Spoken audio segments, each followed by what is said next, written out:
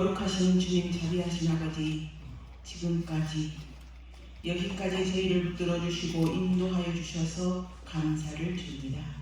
이 시간 저희가 한 마음으로 주님을 찬양하고 예배드리기를 원하오니 성령님 시작부터 마칠 때까지 함께하여 주옵소서. 이 모든 간구를 우리 주 예수 그리스도 이름으로 기도드리옵나이다. 아멘. 144단입니다.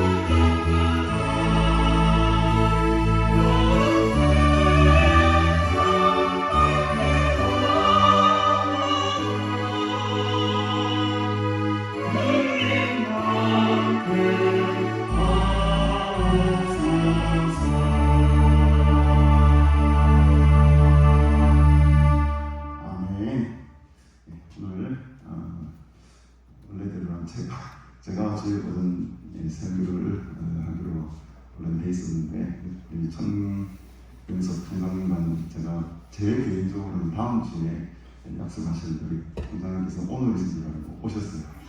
어떻게 해야 되겠습니까? 총장님 다시 가십시오. 할 수가 없잖아요. 그래서 제 실수로 이렇게 우리 총장님을 일찍 한 주간 빨리 듣게 되었는데 오늘 이렇게 연구를 해주셔서 너무 감사드립니다. 다른 순서는 다 똑같고 우리 말씀하고 우리 음악 우리 총장님께서 해주시면 감사하겠습니다. 우리 간절한 마음으로 단체에서 독상기도 하심으로 사순절 우리 둘째 주일 예배를 하나님 앞에 올려드리겠습니다.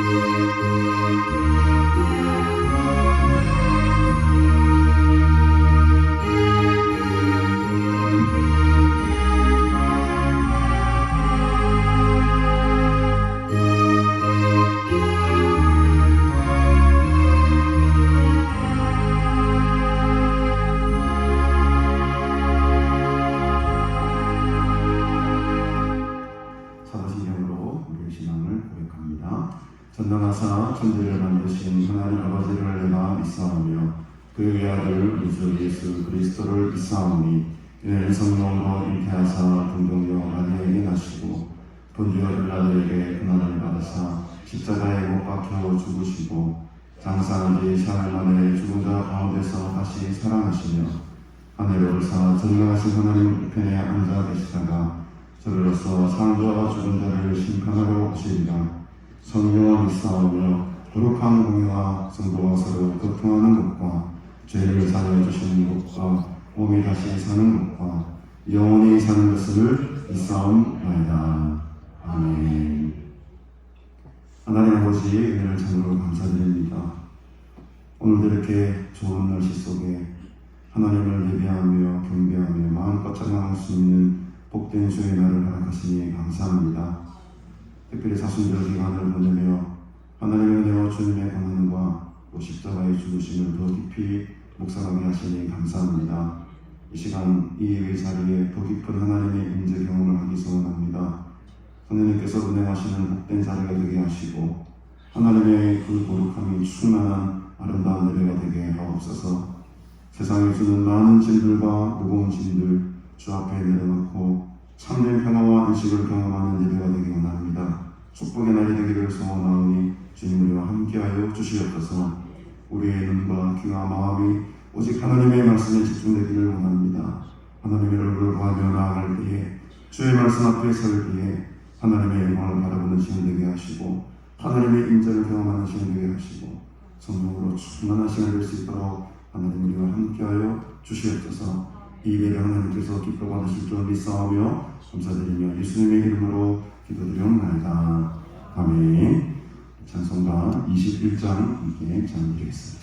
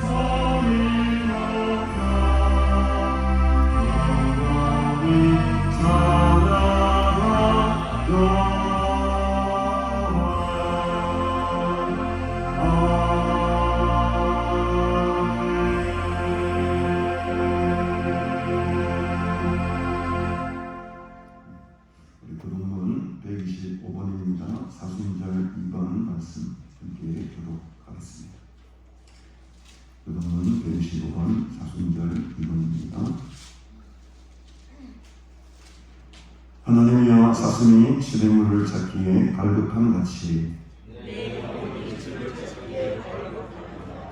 내 영혼이 하나님 곧 살아계시는 하나님을 갈망하나니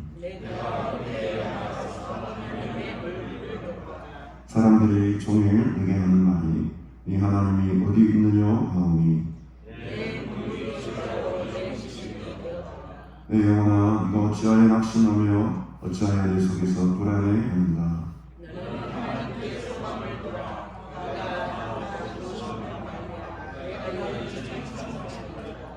낮에는 여호와께서 그의 인자하심을 베푸시고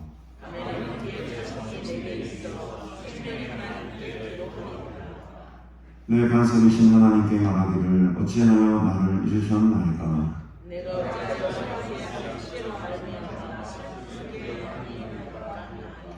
내 뼈를 찌르는 칼같이 내 대적이 나를 비방하여 늘 내게 말하기를 내 영혼아 네가 어찌하여 낙심하며 어찌하여 내 속에서 불안해하는가.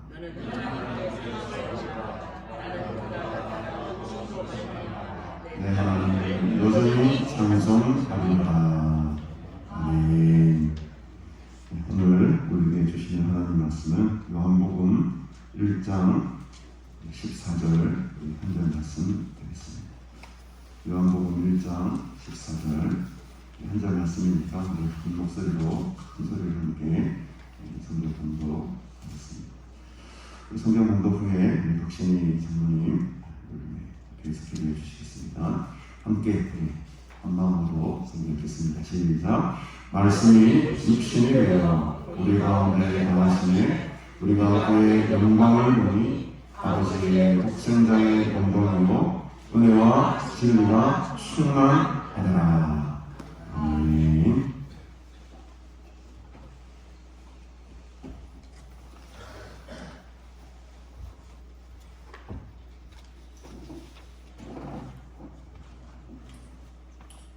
우리를 사랑하시는 주님, 우리를 지키시는 주님, 인도하시는 주님, 이렇게 귀한 예배 자리로 인도하여 주심을 감사합니다. 지난 주일에는 3일절을 지났습니다. 우리가 대한독립 만세를 불렀습니다. 우리의 독립을 전 세계에 요청하였습니다. 많은 교회가 문을 닫고 많은 사람들이 성도들이 잡혀가며 많은 기독교가 박해를 받았지만 그 3.1운동 때문에 26년 뒤에 우리는 해방된 조국을 맞이할 수 있었습니다.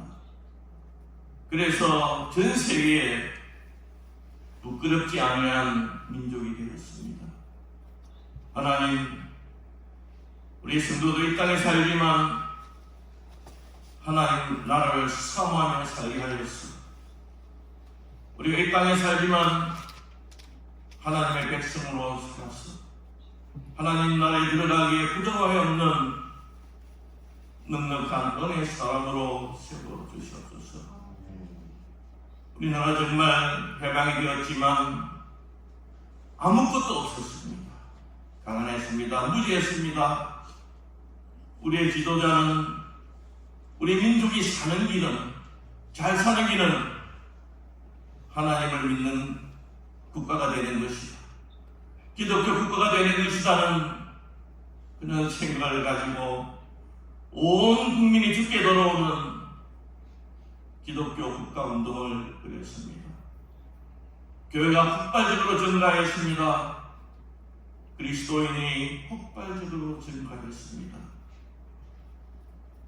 여호와를 하나님으로 인정하는 백성, 하나님의 말씀을 듣고 그 규례와 법도와 명령을 지키는 자는 하나님께서 모든 민족 위에 뛰어나게 하시고 찬송과 명예와 영광을 받게 하리라고 하셨고 거룩한 백성이 되게 하리라고 하셨습니다. 지금 우리는 전 세계가 부러워하는 나라가 되었습니다. 첨단 제품을 수출하는 국가, 중후장대한 제품을 수출하는 국가, 한국 음식, 한국 음악, 한국 문화를 모든 곳에 수출하는 세계가 부러워하는 나라가 되었습니다. 이것은 우리의 역사가 아니고 우리와 함께 하신 하나님의 역사인 줄을 믿습니다. 우리가 그것을 전하게 하여 주시옵시고 가르치게 하여 주시옵소서. 해방은 우리나라보다도 3배나 잘 사는 자원이 많고 공장이 많고 전력이 많고 기술자가 많은 북한이 교회를 부수고 성도들을 죽이고 예배를 금지하였습니다. 지금 북한은 세계에서 가장 가난한 나라, 자유가 없는 나라, 저주의 나라가 되었습니다. 하나님 불쌍히 해주시옵시고 저 땅을 회복시키게 하여 주시옵시고 복음이 들어가게 하여 주시옵시고 예배가 회복되는 은혜를 더하여 주시옵소서. 이스라엘에만 전하는 하나님의 말씀이 예수님께서 이 땅에 오심으로 온 세계에 전해지시며 천국 가는 대로가 열렸습니다. 큰 고속도로가 열렸습니다. 나만 가지 않게 하여 주시옵시고 내가 만나는 친척, 친구, 이웃들을 다 전도하는 하나님의 사람 되게 하여 주시옵소서. 하나님, 우리가 이 땅에 어떤 모습으로 살든지 예수 그리스도를 믿어 우리는 하나님의 자녀가 되었습니다. 5만원짜리가 구겨져도 5만원짜리, 물에 젖어도 5만원짜리, 발표도 찢어져도 5만원짜리입니다. 우리 성도들 약하고 아프고 병들고 죽어도 우리의 값은 되지 않습니다. 그 소망을 가지고 하나님 살아가게 하여 주시옵시고 이 인생의 참된 가치를 많은 사람들에게 전하게 하여 주시옵소서.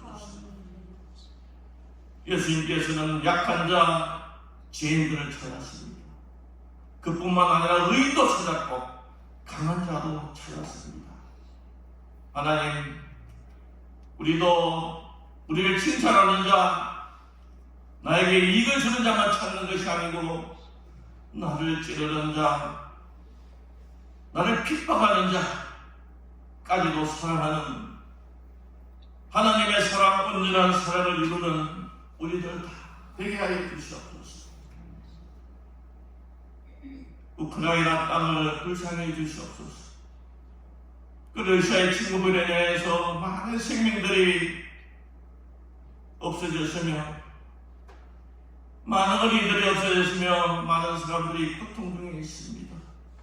하나님, 그 땅에 평화를 나가여 주시옵시고 생명을 죽이는 진정이 일으키는 모든 악한 세력들을 하나님 멸하여 주시옵소서. 하나님, 우리나라에 어떤 사람이 있게 하여 주시옵소서.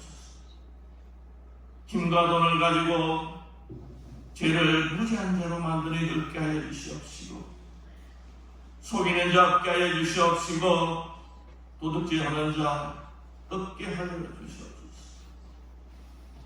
하나님, 이 시간 우리 예배의 자리를 인도하여 주심을 감사합니다. 또 주께서 사랑하는 우리 교수님을 총장님으로 세우시고 하나님께서 새로운 사명을 받아 주심을 감사합니다. 하나님, 능력의 손에 붙잡아 주시옵시고 많은 돕는 자들을 붙여주시옵시며 우리가 기도하게 하여 주시옵소서. 오늘 준비한 말씀을 저희들이 받습니다. 하나님, 말씀이 우리에게 닿을 때에 우리의 삶이 변하게 하여 주시옵시고 우리의 삶이 예배가 되게 하여 주시옵소서. 우리가 어느 곳에 있든지 어디에서 말을 하든지 예수의 향기가 전해지게 하여 주시옵소서. 예수님께서 낮아지듯이 우리가 겸손히 행하게 하여 주시옵소서. 예수님께서 온유하여듯이 우리가 만나는 모든 사람들에게 예수님의 온유를 함께 하여 주시옵소서. 하나님, 이 예배를 주장하여 주시옵소서. 우리가 드리는 찬양과 기도와 헌금뿐만 아니라 우리의 온 몸과 영혼이 주님께 드려지는 참된 예배의 자리로 인도하여 주시옵소서. 모든 말씀을 예수님의 존귀하신 이름으로 간절히 기도드리옵나이다. 아멘.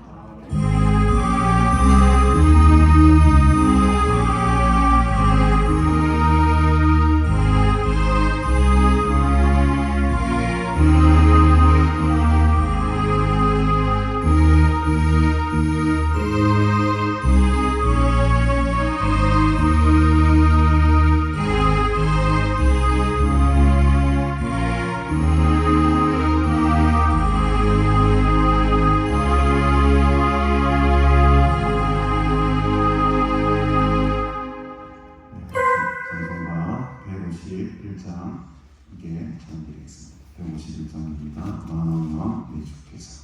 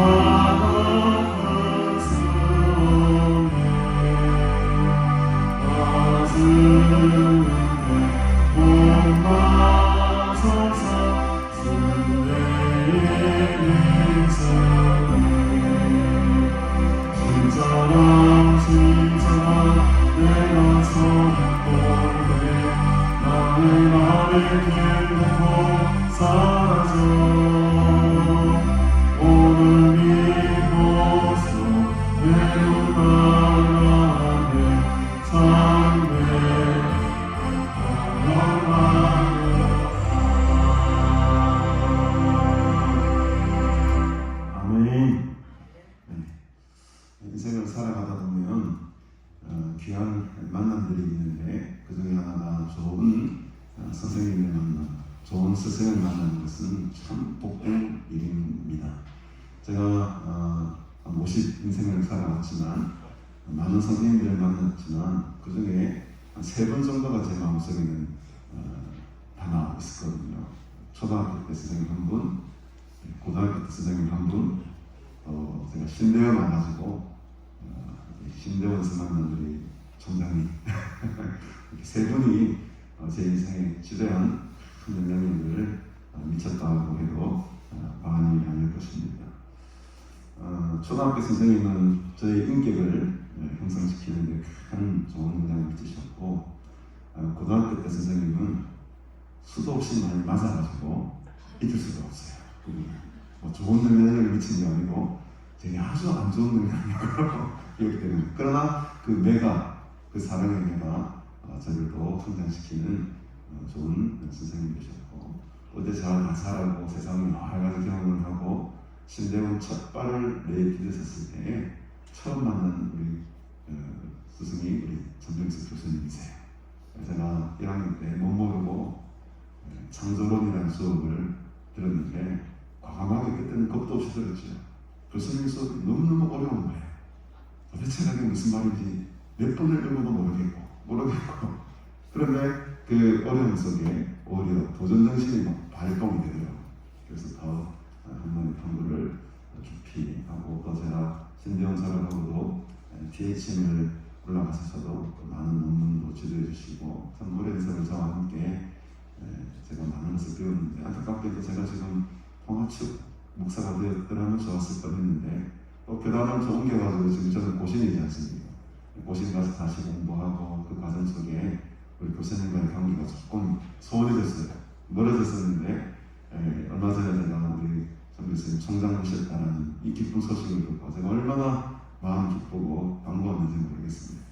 그래서 원래는 다음 주에 제가 모시는 걸로 알고 있었는데 오늘 오셨어요. 그래서 이것도 하나님의 뜻이고 선진지를 믿습니다. 우리 교수님 참 저와 앞으로 어려울 때에 함께 시절을, 어려울 때의 동지가 오래 가더라고요. 아픔과 슬픔 함께 나눴던 우리 스승과 제자의 관계인데 오늘 이렇게 특별히 오시게 돼서 제가 너무 감사드리고, 또 이런 사모님도 같이 오셨습니다. 제 원장 취임할 때 사모님 넥타이를 선물해 주신 게 있어요. 기억나실지 모르겠지만 보라색 넥타이가 있습니다. 그거를 제가 항상 바라보면서 우리 사모님이 제가 레스키로 할 때마다 오늘 다음 주에 제가 그 넥타이를 하려고 했거든요. 하고 넥타이 들었다. 이게 참 어쨌든 간에 또 하나님 뜻인 줄 믿고, 오늘 우리 총장님 요한복음 1장 14절 말씀으로 그의 영광을 보니 라는 그냥 저녁의 말씀으로 여러분에게 말씀을 선포하실 큰 은혜 되시기 바랍니다. 제가 오늘 2시에 세계로교회 임직식 축사를 가야 됩니다. 혹시 전사님 휴일 받으셔가지고 1시간 넘게 설교하실까봐 미리 좀 말씀드리고 12시 정도까지는 마치셔야 됩니다. 네, 너무 죄송하지만 우리 4시간에 보통 12시간 10분 정도 마치기 때문에 그 정도까지 말씀해 주시면 감사하겠습니다. 우리 총장님 나오실 때 큰 하나의 박수를 한번 보내주시기 바랍니다.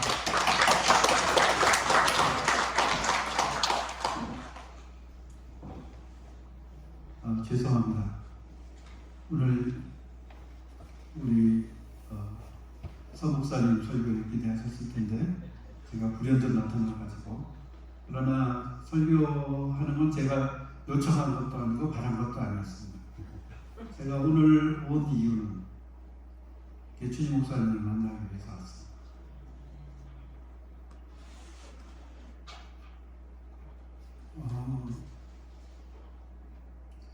코로나가 20년이죠.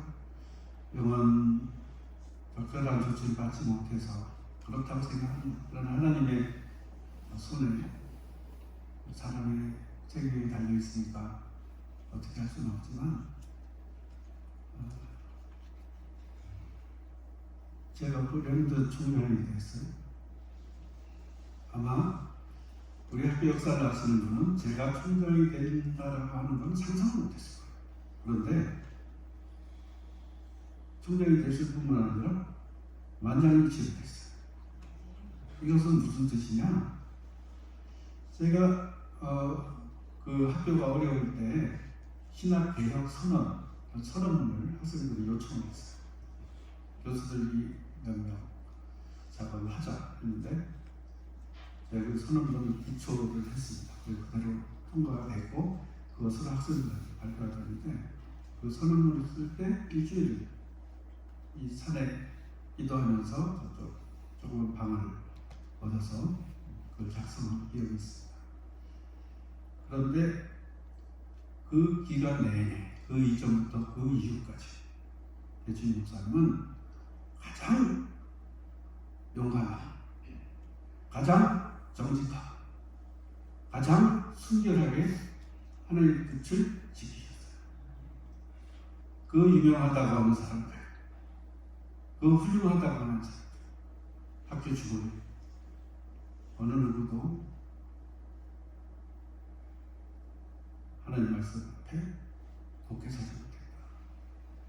그런데 배추임 목사님은 그게 제일 큰 추억, 용기, 정의로움. 그런데 그런 말미암아 가까워졌는데 얼마나 사랑이 깊으신지, 얼마나 부드러우신지 개인적으로 정말 존경하고 사랑하고 보고 싶고, 그래서 정말 됐다는 소리를 듣자마자 제일 먼저 이분의 영전에 꽂히 이거 죄송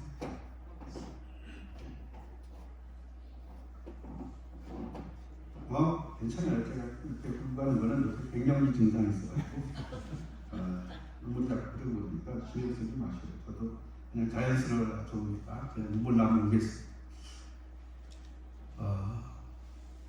목사님을 생각할 때 하나님의 뜻이 어떤 형식을 통해서 어떤 과정을 통해서 드러나는가 하는 것을 분명하게 느낄 수가 있어요.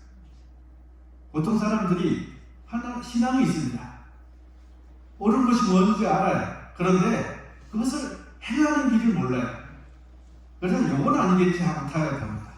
이건 아니겠지 하고 비겁해집니다. 물론 무조건 지혜에 부럽지 못하게 절신해서는 안 되겠죠. 그러나 이분은 늘 밝은 하나님에 대한 신뢰로 어려움을 헤쳐나올 수 있던 분이었고, 그런 면에서 저에게 큰 가르침을 주신 겁니다. 물론 학교에 오셔서 공부를 하셨기 때문에 제 제자입니다. 그런데 제 스승이에요. 우리 서정원 목사님도 저한테 DH 논문 쓴 학생 중에 제일 탁월하게 썼어요. 어거친 이야기를 가지고 썼는데 어떻게 그렇게 단시일 내에 그런 깊이 있는 글을 썼을까 할 정도로 똑똑하고 무엇보다도 성품이 부러워요. 성품이 부러워요. 이렇게 국이 먹고 맑고 밝은 신뢰를 가지고 하나님을 대하는 이 무거운 기도원 분위기에 어울리잖아요. 그래서 영성이 맑아서 고통당하고 어려운 사람들이 격려와 위로와 밝은 빛을 보고 그들의 삶과 세계를 현실을 다르게 이해하고 대척해 나갈 수 있는 모범이 되지 않을까 해서 이 가나안 수양관은 세상에 없는 수양관입니다. 그렇기 때문에 하나님께서 지키시고 밝은 빛 가운데 늘 번성하리라고 믿습니다. 오늘도 대부분 가족들이 이 기도원을 섬기는 가족들이 대부분 모임이어서 이렇게 나 안 해도 돼. 오늘은 목사님은 근데 괜찮습니다. 그래서 그냥 말씀을 드리고 섰습니다. 그런 마음과 또 얘기에 의해서 말씀을 전하는 것이지만 하나님 말씀 앞에는 엄중해야 되니까 내가 찾아서 말씀의 본문을 이해하는 것을 통해서 은혜를 나누도록 그렇게 하겠습니다. 오늘 본문을 보면 우리가 이 본문에서 눈에 확 들어오는 것이 있을 거예요. 우리 학교가 이것을 교훈으로 하고 있습니다. 그래서 거기 이 본문을 통해서 어디를 집중하냐면 은혜와 진리, 은혜와 진리 개념이 좋잖아요. 은혜하고 진리야. 은혜는 하나님께서 거저주시는 것. 진리도 본래는 하나님께서 거저주시는 것입니다. 그거는 헬라어 그 원문으로 하면 알레테이아예요. 그런 열려서 그 아는 우리의 한계를 깨쳐서 열어서 보여주신다 하는 게 알레테이아 진리라고 하는 원래 개념입니다. 그런데 이것이 라틴어로 되면서 이 언어가 담긴 뜻이 달라집니다. 그것이 우리가 요새 쓰고 있는 진리 개념이에요. 그거는 사물과 개념의 일치, 행동과 말의 일치. 그래서 우리가 생각하는 것이 그대로 현실로 드러나는 것과 얼마큼 부합하느냐에 따라서 그게 진리다, 아니다 그랬잖아요. 참된 이치 이렇게 얘기할 때 진리 이렇게 얘기하는데 원래 뜻하고 다르지만 아무튼 그것은 지식. 우리가 공부를 왜 많이 하려고 합니까? 뭔가 삶에서 자신의 꿈을 이룰 수 있는 능력이 커지기 위해서 하는 것이죠. 그래서 지식이라는 말과 비슷하게 진리를 이해합니다. 그래서 은혜, 하나님께 주신 것. 진리, 우리의 삶에 있어서 가장 중요한 표준, 이 두 가지를 가지고 있으면 우리가 행복하다 이렇게 이해하려고 아마 은혜와 진리였다. 그런데 이 말씀을 더 깊이 이해하려면 은혜와 진리가 동시에 충만한, 모순 없이, 갈등 없이 잘 조화되고 넘치도록 풍성한 그런 사람, 그런 공동체, 그런 역사 보기가 어렵습니다. 그 뒤에 본문이 충만하더라. 우린 다 미숙한 것을 봐요. 모자라는 것을 봐요. 아쉬운 것을 봅니다. 그래서 어떤 사람은 은혜가 가득하고 넘치는데 좀 일반적인 합리성이 떨어져. 삶의 기회에 있어서 좀 억측이 많아. 어떤 사람은 상당히 해박한 지식을 가지고 있어. 근데 은혜가 없어. 우리 그런 갈등이 많이 있어. 근데 이것들이 우리 현실에는 경험을 하게 되면 충만하지 않아. 모자라. 그래서 충만하다라고 하는 그 말씀을 우리가 좀 집중해서 더 볼 필요가 있습니다. 그런데 그 말씀을 가만히 보면 더 중요한 게 뭐냐? 우리가 무엇을 보느냐 하는 게 굉장히 중요합니다. 이것을 요새 철학 용어로는 시각의 헤게몬이라고 합니다. 보는 게 믿는 거예요. 특히 칼라 시대가 되고 우리 옛날에 저 어릴 때에도 그렇지만 나이 드신 분들은 까만 텔레비전, 흑백 TV를 보고 영화도 흑백으로 그때 찍은 시대가 있었어요. 그런데 그게 칼라가 되면서 엄청나게 화려해졌죠.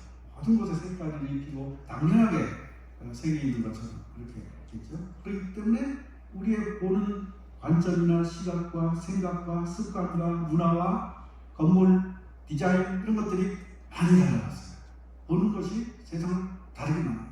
무엇을 보느냐? 이것이 압도적인 거예요. 그래서 5가지 감각이 있다고 그러지 않습니까? 먹는 거, 보는 거, 냄새 맡는 거, 듣는 거, 느끼는 거, 이게 다 있어요. 그런데 전부 보다는 말을 붙여요. 맛을 보다, 들어보다, 또 경험해보다, 느껴보다. 아니 왜 보다라는 말 써요? 이 보다라고 하는 것이 가장 직접적이기 때문에 보는 것이 그런 모든 오감을 사람에게 느끼는 그런 감각 단어를 다 쓰더라도 보다라는 말을 써야지만 그것이 딱 알아요. 그래서 그게 시각의 배경은 시각이 지배적이다. 보는 것이 지배적이다. 우리도 보는 것이 지배적이다. 뭘 보느냐? 그 사람의 생각을 결정합니다. 무엇을 보느냐? 그 사람의 태도를 결정합니다. 무엇을 보느냐? 그 사람의 미래를 결정합니다. 그렇기 때문에 우리가 보는 것을 유의해야 돼요. 그런데 우리는 무엇을 봅니까? 예를 들면 우리가 성경을 읽어요. 성경에서 무엇을 읽습니까? 지난번에 어떤 분이 설교를 하셨는데 이 모세가 바위를 2번 쳐서 물을 내잖아요. 내가 너희를 위하여 물을 내랴. 그 본문을 가지고 하는데 그 설교자가 마치 자신이 모세처럼 물을 내리는 사람인 줄 생각하고 제가 그것을 해야 되겠습니까? 지금은 반성을 칠 때가 아닙니다. 그러면서 자신의 권위를 드러내는 그런 설교를 하고 그것이 자연스럽죠. 왜? 본문에 그렇게 나오니까. 내가 모르네. 그래서 그 본문을 자세히 읽어보면 어떤 내용입니까?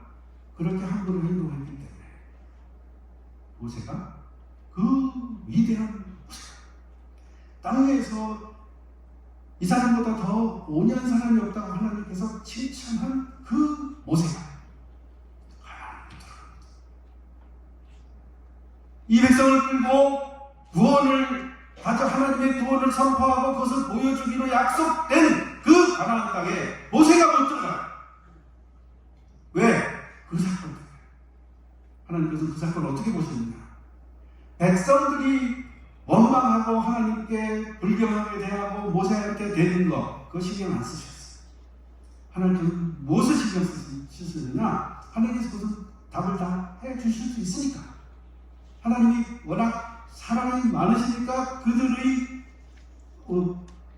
어려움에 대한 호소와 슬픔, 원통 또는 분노, 도발 이것을 다 수용할 준비가 되어 있으셨어요.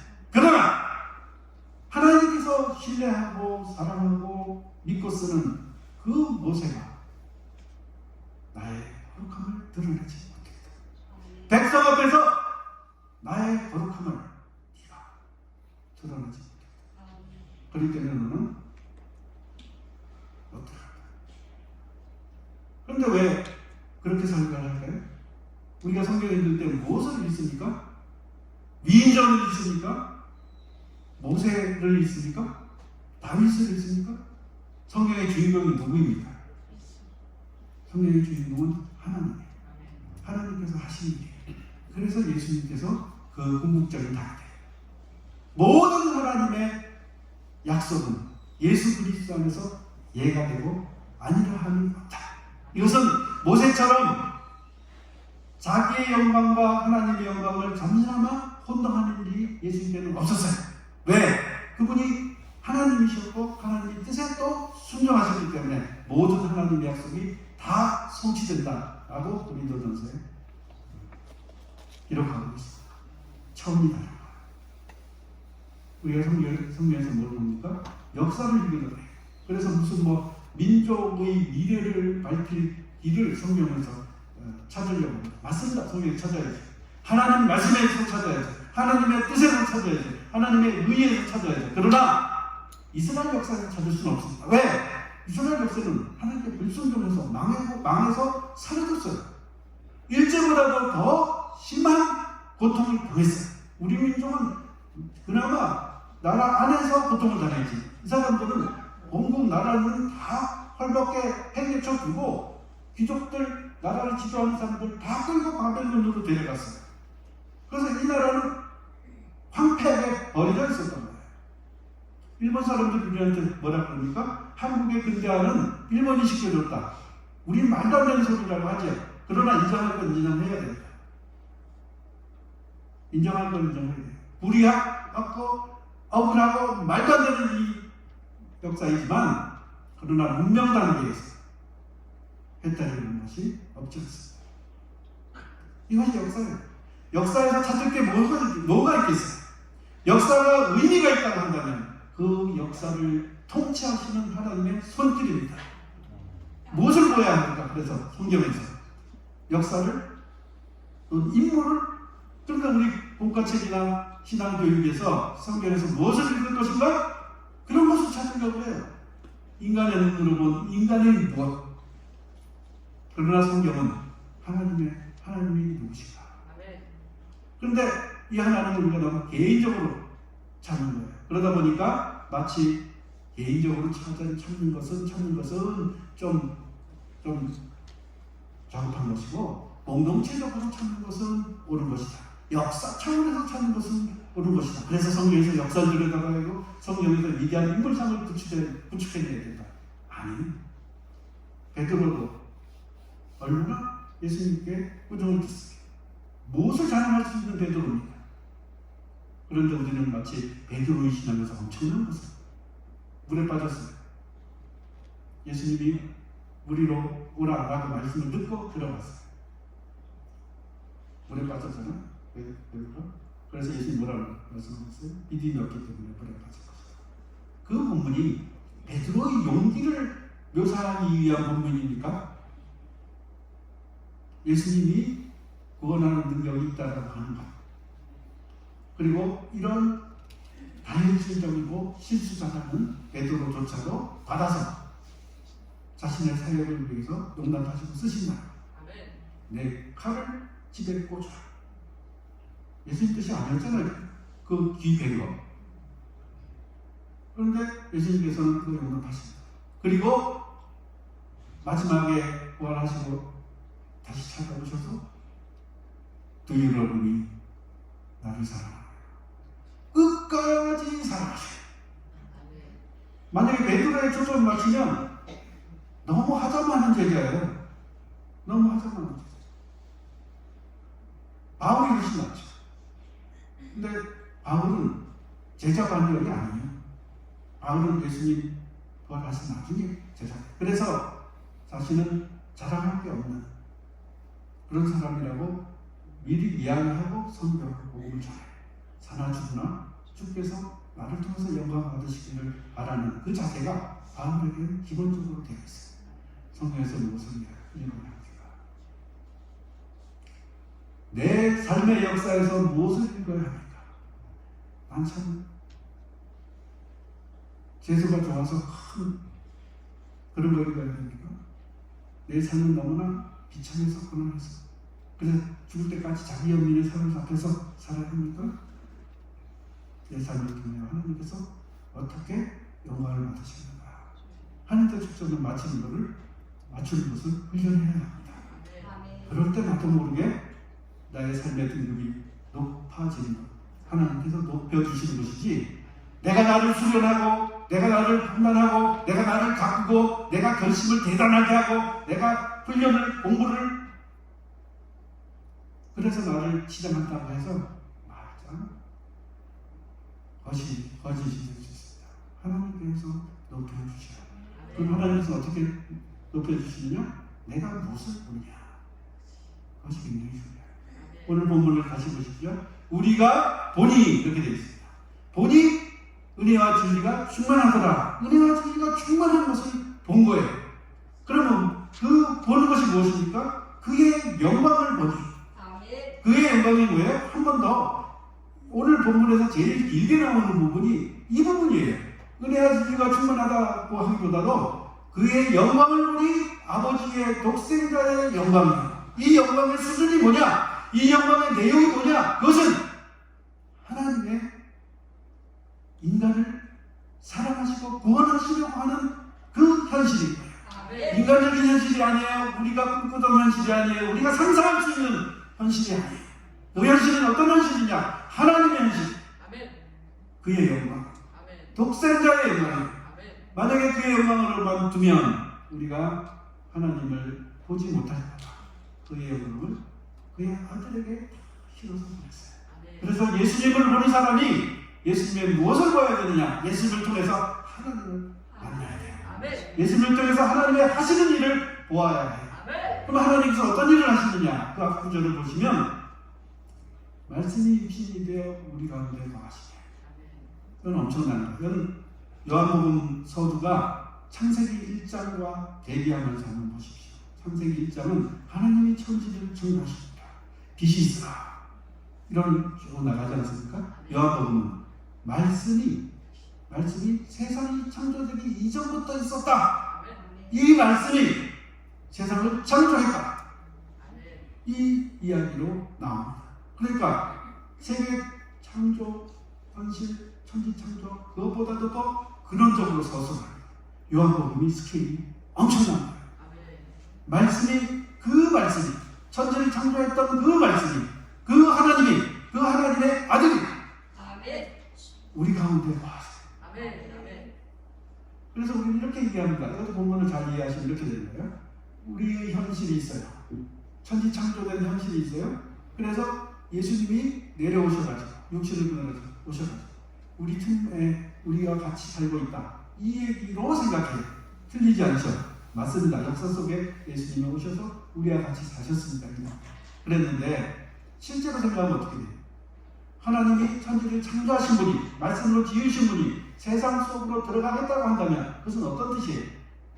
이 우주를 사랑하기로, 자기 안에 받아드시기로, 썩어 문드러져서 버려야 될 것을 사랑하고 예뻐하고 가꾸고 나를 희생시켜서라도 이것을 살리기로, 안아드리기로 결심하십니다.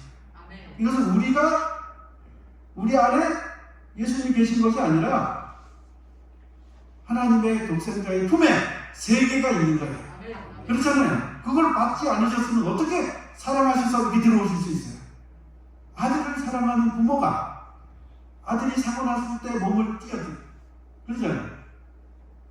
아들의 삶 전체를 사랑하고 이해하기 때문에 자기 목숨을 던져서라도 그 사이에 들어가서, 아들의 현실 속에 들어가서, 자녀의 현실 속에 들어가서 나를 그 하나의 현실 앞에 부서지도록 부닥치는 거 아니에요. 그러나 그 사랑이 그 현실로 소멸된 만큼 작은 거예요.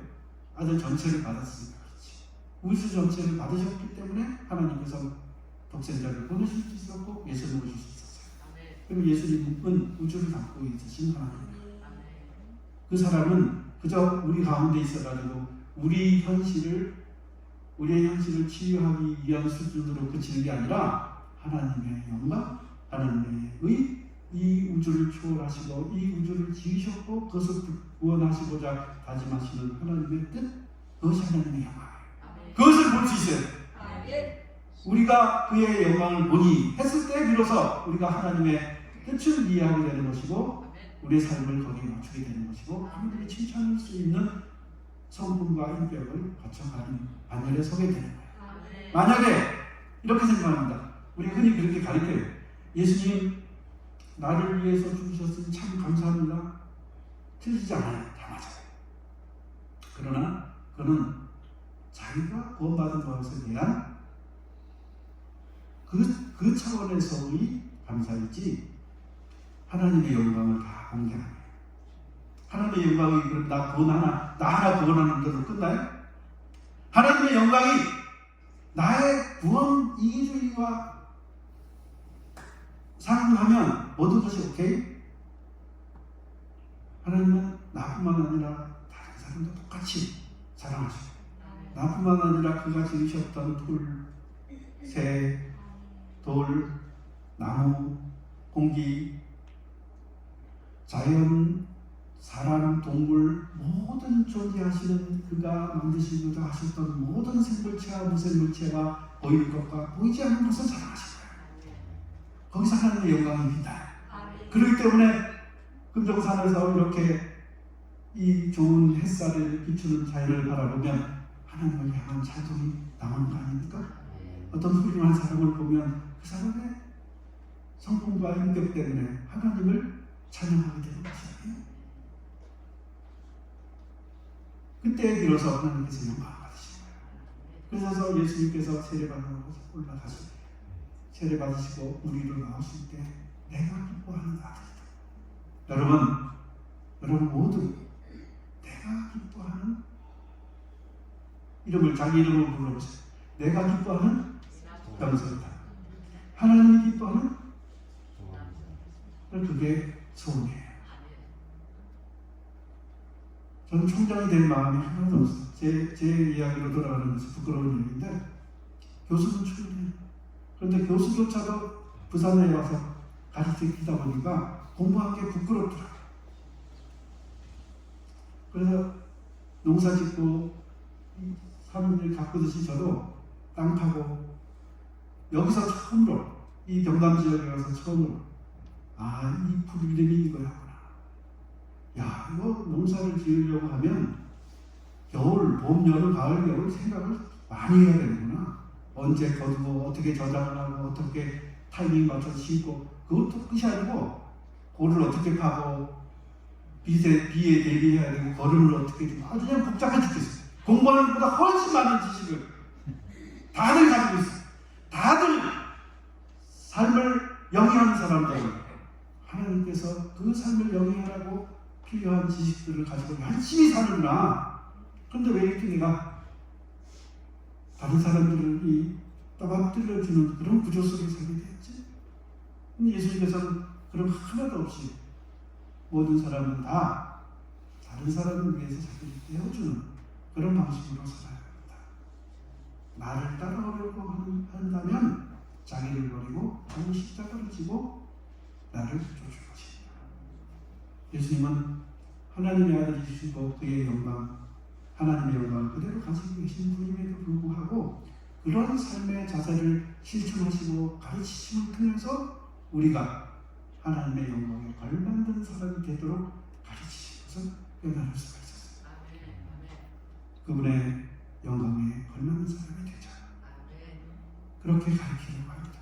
저도 학생들에게. 그래서 첫 취임사 할 때 행복한, 거룩한, 그리고 창의적인 그런 학교가 되자. 그런 사람이 되자. 근데 그것을 쉬운 말로 하면 밝은 사람.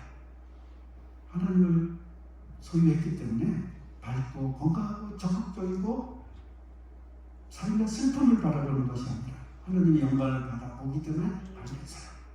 그리고 거룩한 사람. 너무나 경쟁 심리와 뭐 이런 것들에 찌들려가지고 사람들이 얼마나 누추한지, 꿈꾸는 것이 얼마나 누추하고 생각하는 것이 얼마나 누추하고 생활하는 질서가 얼마나 누추한지 거룩한 것을 배우고 몸에 익히는 성품에 있어서나 삶에 있어서는 그런 사람이 돼서 맑은 사람. 그래서 행복한 것은 맑은 거, 거룩한 것은 맑은 거, 창의적인 것은 진짜 창의성. 다들 모방이잖아. 다들 베낀 거야. 논문 쓴다고 해도 어디 누가 한 얘기 그거 모아가지고 자기 나름대로 편집한 거야. 진짜 새로운 거야. 그것은 하나님으로부터 오지 않겠습니까? 하나님께서 주시는 기회, 하나님께서 인정하시는 성, 그걸 가지고 힘있게 적극적으로 생활하다 보면, 밝고 맑게 생각하다 보면 그게 창의적이고 창조적인 삶을 가져가게 되는 거지. 사람들이 정해놨습니다. 뭐 과장, 부장, 무슨 뭐 이사, 뭐 상무, 전무 이런 식으로 성공하는 것에 대한 표정을 정해놨어요. 그게 무슨 성공이에요? 진짜 성공은 무엇이겠어요? 하나님께서 기뻐해 주시는, 인정을 해주시는 사람이 되는 거예요. 그렇기 때문에 세상 어떤 것도 두렵지 않아요. 때로는 하나님을 위해서 땀과 눈물뿐만 아니라 목숨까지도 기꺼이 드러낼 수 있는, 어차피 죽을 목숨입니다. 하나님께서 받으시는 목숨으로 산다면 내 체온을 그분께서 받으셔서 그분의 영광을 위해서 사용하실 수 있다. 바울이 그래서 그것을 왜 아니겠습니까? 사나 죽으나 내 몸에서 하나님께서 영광 받으시기를 바랍니다. 그러면 내가 누구를 두려워하겠느냐? 사망이냐? 핍박이냐? 고난이냐? 매냐? 빈곤이고 가난한 거냐? 무엇이 나를 사랑하시는 그 하나님의 손길에서 나를 끌어낼 수 있습니까? 그게 다 바울 얘기 아니에요? 바울의 신앙 고백이잖아요. 어디서 그런 것을 얘기했습니까? 그런 고백부터 온다고 생각을 합니다. 그래서 오늘 본문에 우리가 그의 영광을 그것을 눈을 추구하시고 바라보시고 그 관점에서 현실을 해석하시기 바랍니다. 만약에 현실로만 바라보고 접근하면 현실 이상으로 나가지 못합니다. 왜?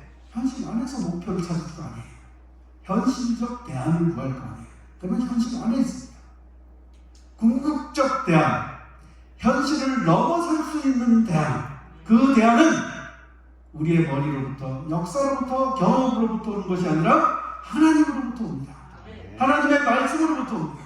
그 말씀을 읽을 때 하나님의 지혜가 우리의 지식을 자극하고 깨뜨리고 그분의 진리를 내게 비춰주시오. 내가 길이요 진리요 생명이니 그것을 듣고 우리의 삶을 현실을 조망하게 될 때, 아, 우리의 현실은 이렇게 고쳐가야겠구나. 우리의 현실은 어떤 방향으로 나아가야 되겠구나 하는 것들에 대한 방향 방법이 생길 수 있어요.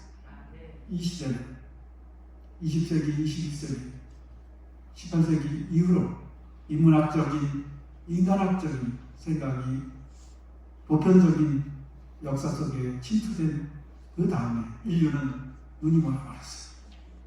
하나님의 거룩함을 보는 시력을 상실했어요. 보기는 보아도 보지 못한다.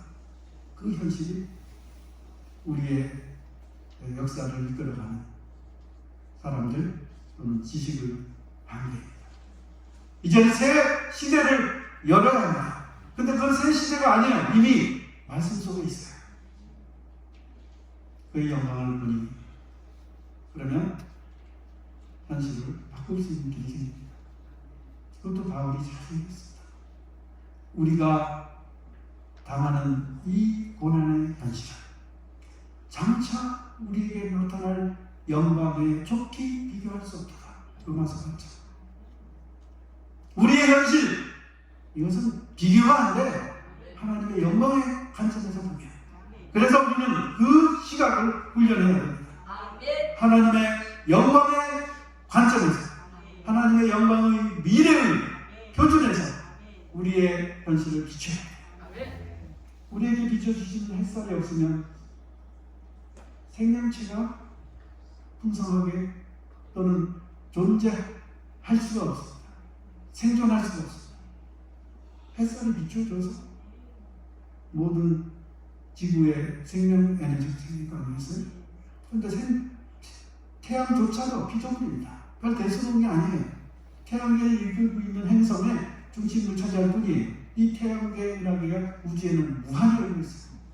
그런데 거기에 맞춰서 삶의 질서 전체를 평가하는 그런 생각을 가지고 살면서 그게 진리다 이렇게 생각하니까 하나님 관점에 너무 많이 못 미치는 거예요. 우리는 그의 영광, 거기 꽃을 맞추는 상, 그래서 우리의 우물과 동굴 같은 현실에 대한 희애, 모나고 상처 주고 그릇되고 왜곡되기 쉽고 깨어지기 쉽고 소멸되는 이런 현실 가운데 어떻게 살 것이냐? 그것은 하나님의 영광의 관점에서 현실의 한면을 인정하고 현실 속에 하나님께서 약속해 주시는 풍성함이 무엇인가를 찾고 그것을 기다리고 그것을 바라보고 그 관점에서 훈련하고 그래서 성실하고 거룩하고 하나님께서 미쁘시게 여길 만한 그런 삶, 그런 인생, 그런 가족을 말이지. 그런 공동체를 말이지. 만약에 공동체에 더 큰 공동체에 관심이 있으면 그런 국가를 말이지. 인류 문명에 관심이 있다면 그런 문명을 형성하고 그러면 하나님께서 인정하실 뿐만 아니라 우리도 행복한 삶을 가져오리라고 생각합니다. 우리가 당하는 고난, 그래서 예수님의 순환을 기억하자고 우리가 사순절을 보내고 있습니다. 예수님이 당하신 고난이 무엇이었어요? 예수님은 우리의 죄 때문에 고난을 당했다. 우리가 그렇게 이해합니다. 맞습니다. 그런데 하나님의 영광을 위해서 고난을 당하셨어요. 하나님의 영광이 빛나게 하기 위해서, 드러나게 하기 위해서, 이 누추한 현실이 극복되게 하기 위해서 그 부활의 영광을 바라보시고 십자가의 고난을 이겨나가신 거예요. 사순절은 그러한 시간입니다. 분명히 하나님께서 부활의 영광에 참여하는 기쁨의 시간을 주시고 있습니다. 인생에 안 주신다 하더라도 그것이 하나님의 뜻이 아니에요. 하나님께서 영광받는 일이라면 그 자체가 우리의 기쁨이 되어야 돼요. 그러나 하나님께서 우리에게 생명을 주셨고 시간을 주셨고 이 시간 속에 삶 속에 살라고 던져주셨기 때문에 반드시 피할 길, 이길 길, 승리할 길을 주십니다. 나는 생명을 얻게 하고 더 풍성히 얻게 하기 위해서 내가 왔다. 그분이 얼마나 애타게 눈물을 흘리면서 이 백성을 공부하는 바라보시겠지 몰라요. 그래서 우리가 그 은혜를 힘입어 거룩함을 더욱 나아가야지 하나님께서 주시는 것을 예수님의 순환들을 바로 지내는 것이라고 말합니다. 우리가 그의 영광을 보니 이 말씀을 새기시고 수련절을 잘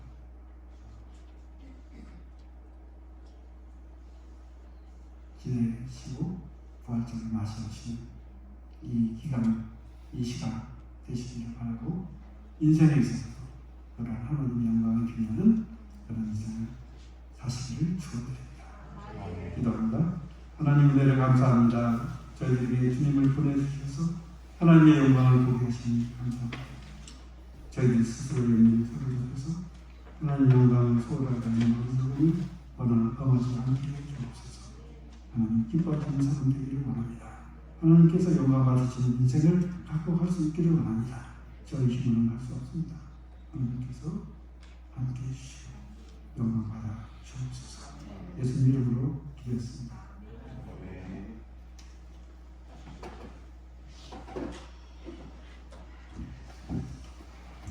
오랜만에 또 제 마음이 좀 뜨거워지는 것 같습니다. 하나님에 대한 설명을 하면 마음이 뜨거워집니다. 여러분들 하나님의 큰 영광을 바라보시고 그 영광을 위해서 여러분들의 귀한 인생과 생명을 드리시는 복된 삶들이 되시기를 주님으로 축복합니다. 오늘 말씀을 기억하시면서 323장 부름받아 나선 문 어디든지 가오리다. 하나님의 영광을 위해서 어디든지 주님 말씀을 순종하는 사람으로 결단하시면서 찬양 부르심에 함께 헌금으로 예물로 드릴 시간 가지도록 하겠습니다.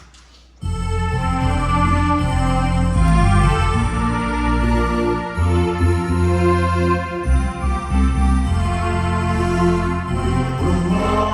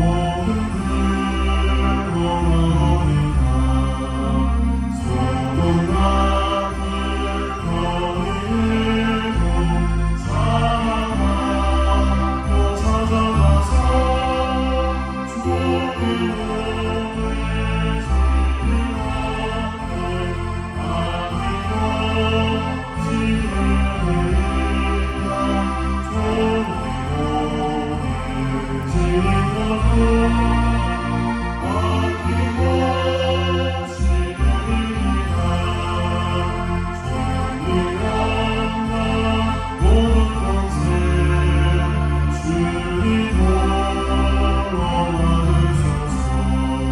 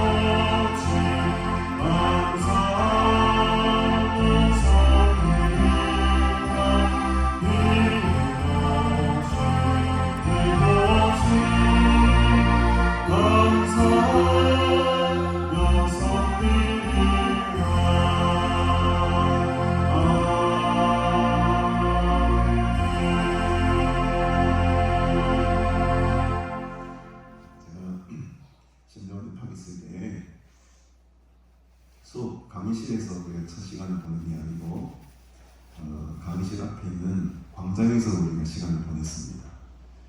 강의실의 문을 걸어 잠그고 학교에 일어났던 사태에 대해서 함께 기도하며 비가 오나 바람이 부나 그 봄 좋은 날에 그 광장 앞에서 자리를 깔고 함께 기도했던 시절이 떠오르게 되네요. 그때 우리가 학교를 살리고 교수님들과 함께 참 애쓰던 모습들이 눈에 선하게 그려지고 있습니다.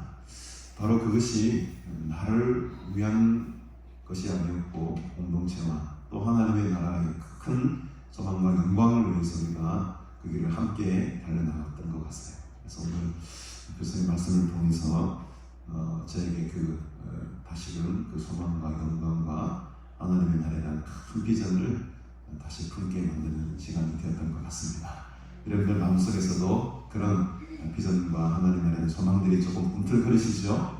그 고난의 시절이, 그 어려움의 시절이 오히려 우리에게 이런 좋은 결실과 열매를 맺게 되는 그런 과정이었던 것을 고백하게 됩니다. 앞으로 우리 총장님 사역길이 한 4년 정도 임기가 있으신데 날마다 기억날 때마다 학교를 위해서 부산장신대학교뿐만 아니고 이 땅에 있는 신학교들이 참 많이 어려운 가운데 있습니다. 그럼에도 불구하고 하나님께서 또 우리 후배들을 잘 양성시키고 또 많은 좋은 목회자들을 기르기 위한 이 노력과 애씀과 기도의 수고를 하나님께서 들으시고 정말로 하나님의 말씀의 반석 위에 든든한 학교로 세워질 줄로 믿습니다. 성도님 보시면 그런 영향이 보이시죠, 여러분? 뭔가 소망이 지금 보입니다.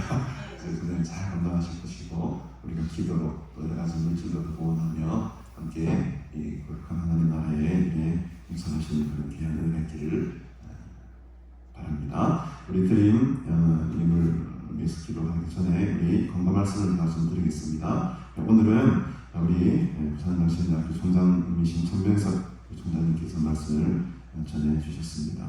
오늘 오후 예배는요 우리 박점수 목사님이 말씀 준비해 주시겠고 저는 2시에 우리 세계별교회 임직식이 있습니다. 축사를 조금 부탁을 받아가지고 식사를 한 후에 바로 김해 세계별교회로 가야 될 것 같습니다. 다음 주일은 사순절 셋째 주일로 지키고요. 이렇게 될 때는 사순절 기간 동안에 또 하나님의 영광과 또 주님의 십자가의 고난에 동참하시는 복된 날 되기를 간절히 바랍니다. 돌아오는 목요일입니다. 우리 북구 기독교연 앞에 제가 부서교로 섬기고 있는데 일요일 수레를 좀 떠나게 되었어요. 목요일에 제가 하루 자리를 조금 비울 것 같습니다. 잘 다녀올 수 있도록 기도해 주시고요. 우리 내일부터 우리 또 서울 두사랑교회 김승진 목사님 또 오래간만에 오셔서 한 주간의 성회를 인도해 주시겠습니다. 네? 이원과 왜 김승진을 뜨나? 이의원 목사님이죠. 3월 13일이 아니고 엉이가 좀 어려운 이게 지금 저만 하다 보니까 많이 헷갈렸는데 저도 헷갈려버렸습니다. 큰일 날 뻔했는데 이의원 목사님 봉탄 생명나무교회 오셔서 한 주간 성령 인도하시겠습니다. 우리 매주 월요일마다 오시는 우리 공명열 목사님 큰아들 우리 공주원 군이 돌아오는 토요일 오후 2시에 결혼식이 있습니다. 우리 다 가지는 못하시겠지만 공 목사님 만나뵈면은 아들 결혼 축하한다고 내일 오시나요? 내일 월요일 오십니까? 내일 누구지? 내일 서영태 목사님이신가요? 그러면 결혼식 지나고 그 다음 주 월요일 날 오시겠네요. 공 목사님 뵈면은 축하의 말씀을 잘 전달해 주시기를 바랍니다. 그 외에 광고는 또 제가 다 드린 것 같아요. 오늘 이렇게 말씀 전해주신 우리 총장님 너무 감사드리고요. 또 이렇게 드린 예물을 위해서 우리 총장님께서 함께 나중에 축도하시기 전에 드린 예물을 기도해 주시고 축도를 시작하시도록 하겠습니다. 우리 시간 다 같이 일어서셔서 우리 주기도문 635장 보시고 이렇게 예배를 하도록 하겠습니다. 아멘.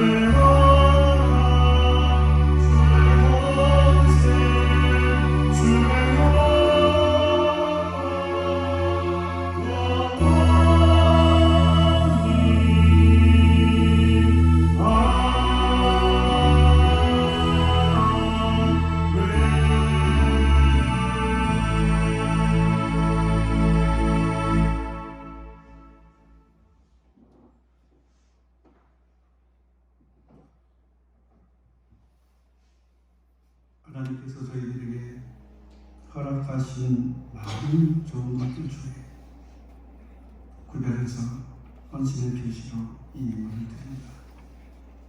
하나님께서 받으셔서 기뻐하시는 곳에 잘 사용되게 하시고 저희들도 바쳐진 존재인 것만큼 저희들도 하나님 기뻐하시는 곳에 우리의 성품, 우리의 언어, 우리의 재물, 우리의 삶의 에너지가 온전히 바쳐져서 귀하게 사용되어질 수 있기를 또한 소원합니다. 우리 주 예수 그리스도의 은혜와 하나님 우리 아버지의 극진하신 사랑과 성령님의 인도하시고 보호하시고 풍성케 하시는 그 모든 은사가 오늘 우리의 시각을 땅에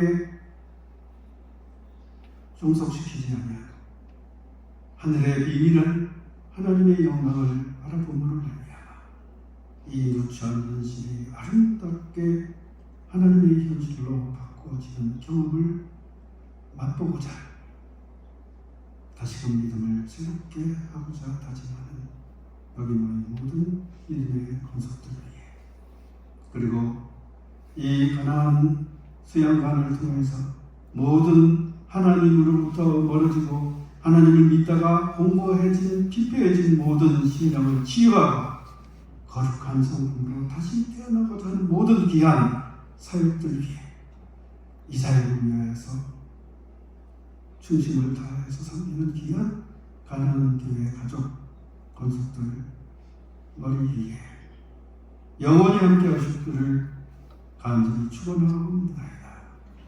아멘.